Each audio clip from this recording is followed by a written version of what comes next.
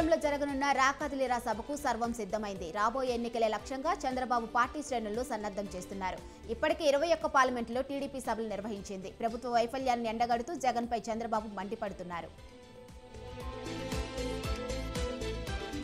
జనసేన అధినేత పవన్ కళ్యాణ్ తీసుకున్న నిర్ణయం తమ మనోభావాలను దెబ్బతీశాయన్నారు. తూర్పుగోదావరి జిల్లా జగ్గంపేట నియోజకవర్గ జన సైనికులు పాటంశెట్టి సూర్యచంద్ర ప్రజల కోసం గత 5 సంవత్సరాల నుంచి నిరంతరం ప్రజల కోసం పనిచేశారన్నారు. సీటు ప్రకటించే ముందు కనీసం ఇన్ఛార్జి కూడా తెలపలేదన్నారు. 48 గంటల్లో జనసేన అధిష్టానం పాటంశెట్టి నిరాహార దీక్షపై వివరణ ఇవ్వకపోతే మూకుమ్మడిగా రాజీనామా చేస్తామని హెచ్చరించారు.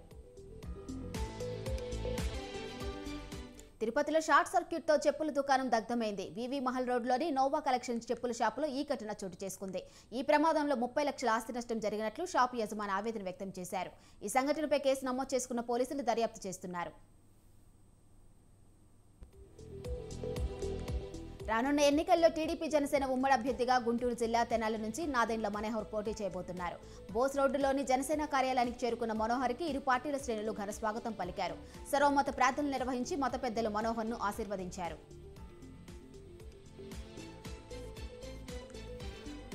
విశాఖ బీచ్ రోడ్లో మందుబాబు వీరంగం సృష్టించాడు. డ్రంక్ అండ్ డ్రైవ్ లో తన బండిని ఆపినందుకు ఎస్ఐపై మందుబాబు చెలరేగిపోయాడు. పోలీస్ అయితే నాకేంటి అంతు చూస్తా అంటూ పబ్లిక్ ఎస్ఐకి వార్నింగ్ ఇచ్చాడు డ్రంకర్. స్నేహితులు నచ్చ చెప్పినా వినని మందుబాబు చివరికి సహనం కోల్పోయి బలవంతంగా లాక్కెళ్లారు. మందుబాబు వీరంగంతో బీచ్ రోడ్లో ట్రాఫిక్ అంతరాయం ఏర్పడింది.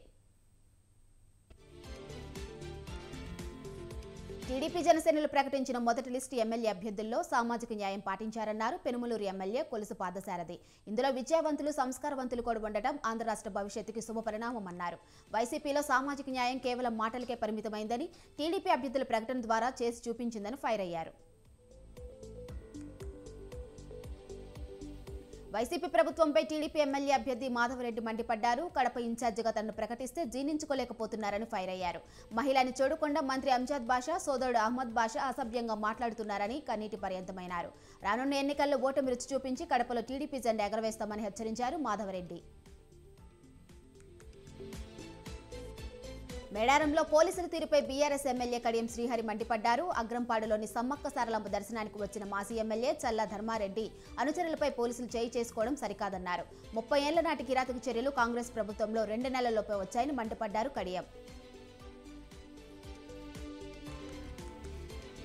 మేడారం మాటేరు తోగువాగులో స్నానానికి వెళ్లి 2 హైదరాబాద్ యువకులు మృతి చెందారు. బంధువులు ఇచ్చిన సమాచారంతో పోలీసులు వాగులో గాలించి మృతదేహాలను వెలికితీశారు.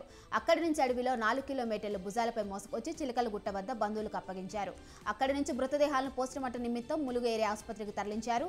అధికారుల సేవలను గుర్తించిన బాధిత కుటుంబీకులు కన్నీటితో వారికి ధన్యవాదాలు తెలిపారు.